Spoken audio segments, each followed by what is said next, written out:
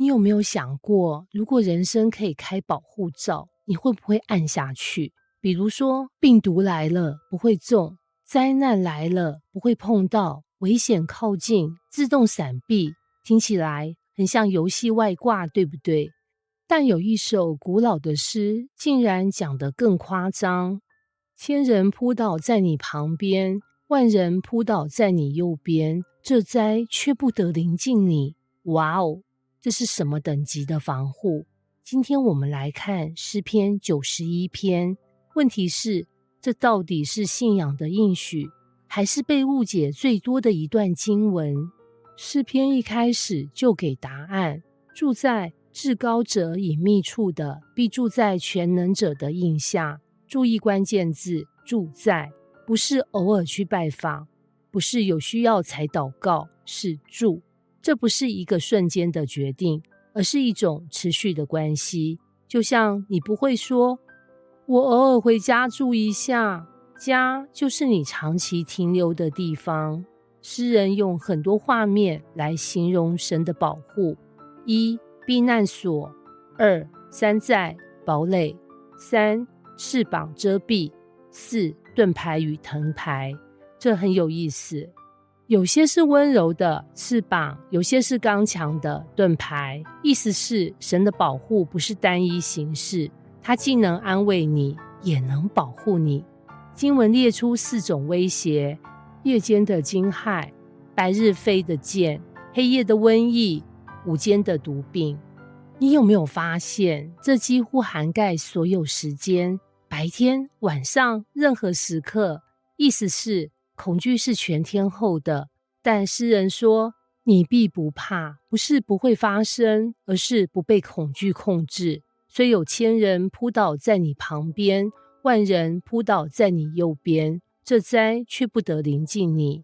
这句话很多人会误解，以为信神的人绝对不会遇到问题，但整本圣经其实没有这样说。重点不是灾难不存在，而是在灾难中神的同在不同。这里再次强调，因你以耶和华为避难所，以至高者为居所。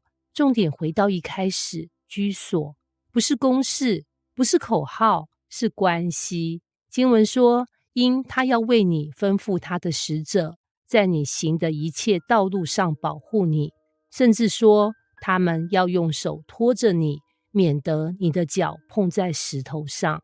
这段经文很有名，因为在新约里，撒旦曾经引用这段话来试探耶稣，你跳下去，神会保护你啊！但耶稣拒绝了。为什么？因为信心不是用来测试神，而是用来信靠神。你要踹在狮子和虺蛇的身上。这里的狮子和蛇可能象征各种危险或邪恶势力，意思是不只是被动保护，还有主动胜过。最后几节非常特别，从诗人描述变成神亲自说话，因为他专心爱我，我就要搭救他。注意条件，不是因为他很完美，是专心爱我。然后神说，我要搭救他，我要保护他，我要应允他，我要与他同在，我要使他得尊荣，我要使他主享长寿。这不是单一祝福，是整个生命的覆盖。很多人读诗篇91篇只看到保护，但真正的核心是关系，不是我用信仰换安全，而是我在神里面生活。当关系正确，保护是结果。我们活在一个很焦虑的时代，疫情、战争、经济压力，未来不确定，很多人想要安全感。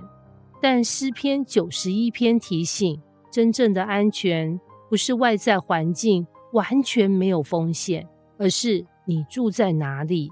诗篇91篇不是一个魔法咒语，不是念了就无敌，它是一个邀请你搬家，从焦虑搬到平安，从恐惧搬到信靠，从短暂搬到永恒。问题不是你有没有背这段经文，而是你住在哪里。